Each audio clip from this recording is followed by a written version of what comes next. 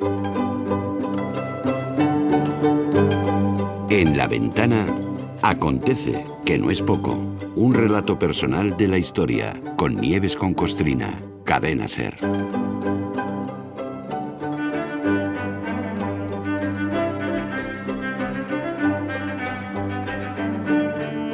Es posible que a los oyentes más jóvenes, que alguno hay, no les suene gran cosa la frase de "más se perdió en Cuba". O si les suena, tal vez no sepan localizar en el tiempo o no calibren su significado. Así que hoy, Nieves con Costrina, buenas tardes. Hola, Carlos, buenas tardes. Hoy vamos a echarles una mano aquí en La Ventana, en este Acontece, que no es poco. Y el inicio de la crónica o de la explicación lo fechamos tal día como hoy, 10 de diciembre en París.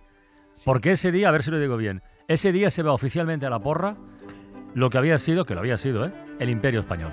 Ay, pero ya se acabó, ya en el final de todo. Fíjate, este es un tema que en el cole nos traía un poco fritos, yo no sé si seguirá ocurriendo, a ver. Porque es que los profes podían atacar desde dos frentes. El desastre colonial, el ocaso definitivo del Imperio Español en 1898, sí, que por aquí te pillaba el de historia. O la famosa generación del 98, claro, que por aquí te pillaban la de literatura. Sí. Bueno, por los dos, sí. Sí. Y es que siempre nos han enseñado que esa generación de escritores estuvo íntimamente ligada a aquel hecho histórico que supuso comprobar que, como dijo María Jiménez, se acabó. Sí. Que se perdió hasta la última parcela que quedaba en América y en Asia. Qué final de siglo español tan desastroso, madre mía. ¿Quién te ha visto y quién te ve?, pensaban algunos, al asistir al funeral del Imperio Español, que se alargó durante los 3 últimos meses de aquel desastroso año, para acabar con el entierro sin honores, además, el 10 de diciembre de 1898. Ese día se firmó el Tratado de París, liquidándolo todo, absolutamente todo. Aquel día culminaron negociaciones muy duras, con una España sin capacidad de maniobra, más pérdidas territoriales de las esperadas, un enemigo yanqui que estaba crecidísimo, los españoles muy depre porque la prensa les metió entre ceja y ceja una fiebre patriótica que parecía que los americanos iban a rendirse pidiendo clemencia, inculcando esa prensa un orgullo ultranacionalista que fue muy perjudicial, en fin, todo mal, muy mal. Sí. Lo mismo, no lo sé, porque esto es una cosa mía, la única que tuvo un asomo de sensatez y determinación a la hora de acabar con aquel desastre de una maldita vez fue la reina regente María Cristina de Austria. Mira tú qué sorpresa.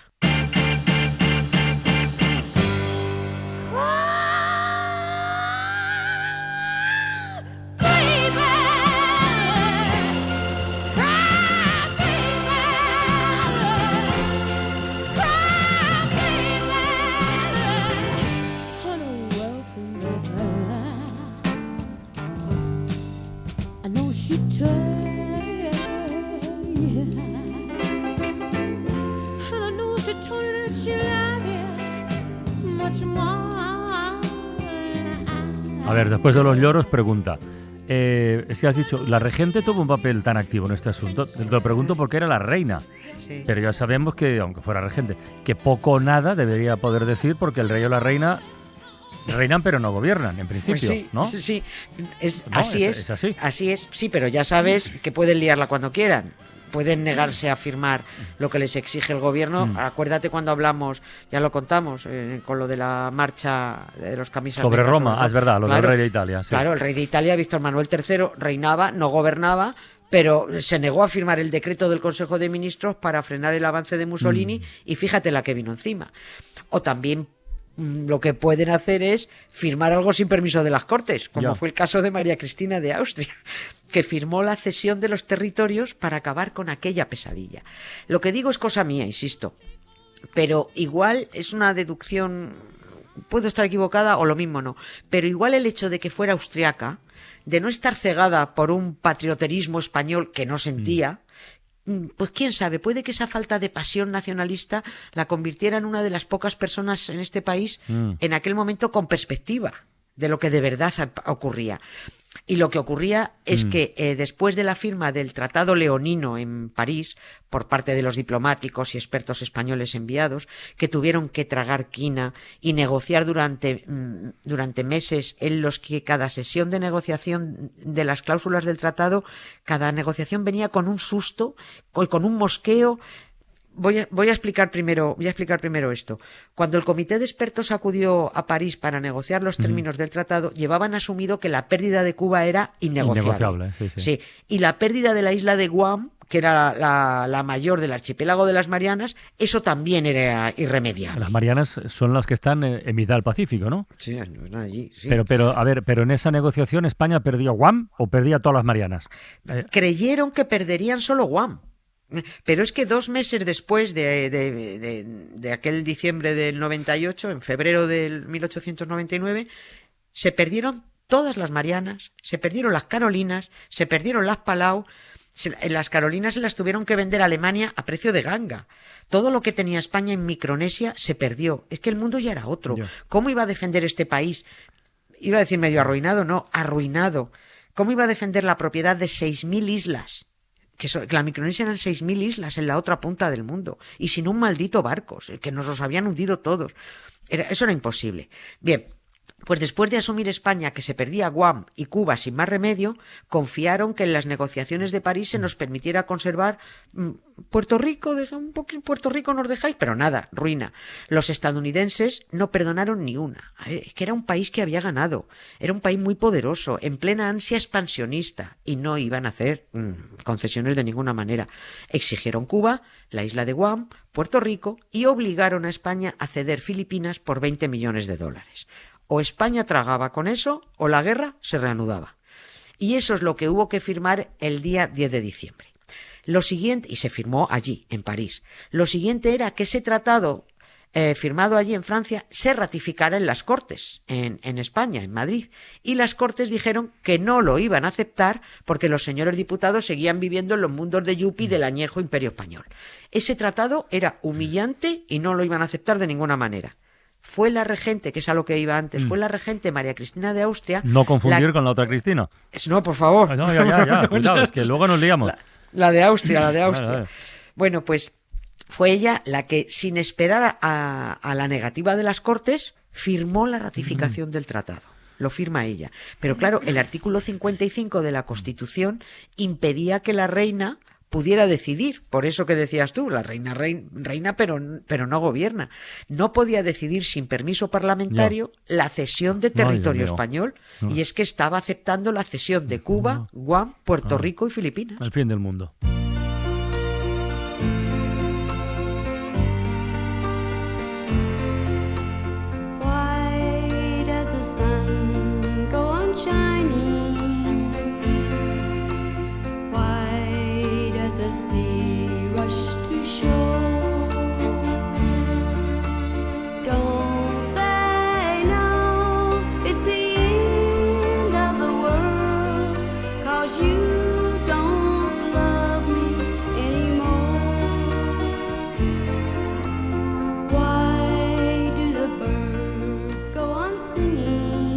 Oye, ¿y las Cortes qué hacían a todo esto? ¿Se lo miraban? ¿Que pensaban rechazar el tratado? ¿Reanudar la guerra? ¿En qué estaban? Esto no había por dónde cogerlo. A ver, España está... España no podía reanudar nada, si no tenía nada. Y todo el mundo, toda Europa diciendo que lo dejéis ya, que esto se ha acabado ya. Bueno, pero ellos no, las Cortes, el orgullo patrio por encima de todo. Orgullo que creo Cristina de Austria no tenía. Parece que era una buena observadora y estaba bien informada de la política internacional y nacional. Una cosa es que fuera una reina profesional y que trabajara a favor del país que regía, sin duda, pero otra, creo yo, que se sintiera española con el orgullo herido. Yo creo que eso no me pasaba para nada. Debía pensar, pero si esto ya lo sabía yo, si esto se estaba viendo venir, vaya palizón que nos han dado. Tampoco podía hacer nada, porque como regente se tenía que limitar a poner una sonrisa al nuevo presidente del gobierno cuando tocaba alternarse.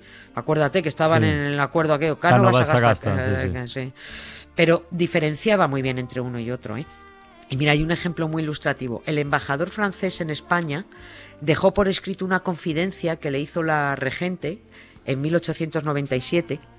Decía que María Cristina no se dejaba impresionar por los telegramas optimistas de Valeriano Weyler, ahora decimos quién era este personaje, que engaña, esto dicho por la reina, que engaña a su país para eternizar una guerra de la que vive. y que la reina era consciente de los funestos efectos de la política de Cánovas. Palabras de la reina, los 2 hombres nefastos de este país, dijo ella. Recordemos que en ese momento Antonio Cánovas era el presidente del gobierno, conservador, y el tal Weyler que decías, porque da la sensación de que los conocía muy bien a los dos, la reina. Vamos, que sí los conocía.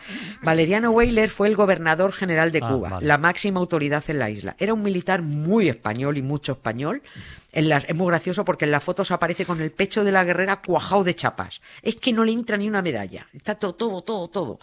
Y la lió muy parda en Cuba. La liaron los dos. Cánovas, con su intolerante inmovilismo, esos eran los funestos efectos de su política a los que se refería la reina, que se negaba a dar la más mínima concesión a la isla, pese a que toda la comunidad internacional llevaba tiempo diciéndole a España que había que darle la autonomía a los cubanos. Si no la independencia que venían reclamando, había que dar autonomía. Y Cánovas que no. Y el tal Valeriano Weyler llegó a la isla como gobernador y dijo eso de, esto lo arreglo yo, a mí me dejáis solo. Esto es como el militar de Valencia, ¿sabes? Yo llegaba a decir, yo lo arreglo, al margen de todos. Fue el que se inventó en Cuba una cosa que llamó reconcentraciones. Consistió en que para evitar que los campesinos se unieran a los mambises, los mambises eran los guerrilleros independentistas cubanos, para evitar que los campesinos se unieran, fueron concentrados en poblados vigilados por el ejército, sin posibilidad de salir, bajo pena de muerte. Pero los encerraron sin suficientes víveres, sin higiene, con un maltrato tremendo. Los campesinos fueron evacuados por la fuerza a estos lugares de reconcentración. Bueno, el hambre fue atroz, sobre todo entre mujeres, ancianos y niños, porque claro, con los hombres se consiguió el efecto contrario. Huyeron para unirse a los mambises. Claro. No hay cifras exactas de los campesinos que murieron en esas reconcentraciones. Los yanquis exageraron diciendo que los españoles habían provocado la muerte por hambre y enfermedades de 200.000 personas en esas aldeas de reconcentración. Ahora bien, se sabe que seguro murieron no menos de 50.000. Es una barbaridad. Esta es otra cosa muy... aquello fue tremendo. Si vierais, esto es como en los campos de concentración nazi. Las fotos de mujeres y niños esqueléticos, son tremendas. Pero has dicho que pese a ir la guerra de mal en peor, el gobernador mandaba mensajes optimistas y que la prensa, has dicho también, alentó un sentimiento patriótico, que no ayudaba a ver la realidad de cómo estaban las cosas, ¿no? Fue todo una gran... Hace unos días hablábamos en un acontecido sobre el nacimiento de la prensa amarilla en Estados Unidos, que no estabas, lo hicimos Marta y yo, pero ojo la que tuvimos aquí. La prensa amarilla aquí, en el mismo año, fue tremenda. Los políticos y la prensa manipularon, engañaron a la opinión pública. Desde la prensa se alentó un nacionalismo exagerado, por supuesto xenófobo y racista, que estamos hablando de Cuba. Se necesitaba el entusiasmo de la plebe, pero lo que se estaba defendiendo en Cuba eran los intereses económicos de los grandes apellidos. Había intereses esclavistas, entre ellos los de María Cristina de Borbón y su marido, que eran negreros. Allí las grandes familias tenían las plantaciones de tabaco, de azúcar. Todo eso lo perderían los señoritos si se producía la independencia. Defender eso no era defender la patria, pero las élites convencieron a los ciudadanos de que defenderlos a ellos era ser buen español. Y la prensa es la que se ocupó de eso. Se publicaban tantas mentiras, pero tan patriotas todas, que los españoles estaban alejadísimos de la realidad. Pero las ventas de periódicos se dispararon. Todo el mundo quería leer la superioridad española frente a esa, y leo, gentuza yanqui sin honor ni patria. Una nación sin unidad. Ya estamos como una grande y libre, ¿sabes? Sí, que decían que luchaban solo por el negocio, no por el honor. Mira tú. Se publicaban grabados donde los soldados españoles eran despedidos entre la euforia de la población. Era todo mentira. La verdad era que los más desgraciados seguían siendo reclutados para la guerra, mientras los patriotas pudientes se libraban pagando. Las madres se tiraban a frenar los trenes que se llevaban a sus hijos o se desgarraban en los puertos de donde partían. Después de la guerra, la prensa sufrió una de sus peores crisis. Muchos periódicos cerraron, los periodistas y las cabeceras perdieron credibilidad. La aborregada opinión pública se percató de que había sido engañada con una cobertura sensacionalista, patriotera y falsa. Porque vender mentiras a veces tiene un precio. Got my finger on the trigger, but I don't know who to trust. And I look into your eyes, there's just devils and dust. Se perdió en Cuba, ya lo creo que se perdió. Long, long Ay, way from bueno, Nieves, mañana no te lo vas a creer, pero ¿Qué pasa mañana? Mañana hay fútbol. Mañana, sí, mañana, raro. sí, mañana tenemos Champions. Mañana tenemos, sí, la semana pasada Champiñones, fue mañana los Liga entre champiñones, semana, mañana Champiñones. O Vale, sea vale. que nos reencontramos ya el jueves, ¿no? El jueves 12, sí. Yo no sé, yo he perdido la Sí, cuenta de el mi vida. jueves. Venga, un beso, Nieves. Adiós. Gracias, Carla. Chao. What if what you do to survive kills the things you love? Fear's a powerful thing, can turn your heart black, you can trust. It'll take a God-filled soul, filled with devils and dust.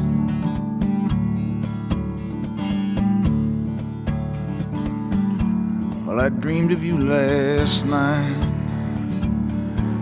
field of blood and stone. Well, the blood began to dry, and the smell began to rise.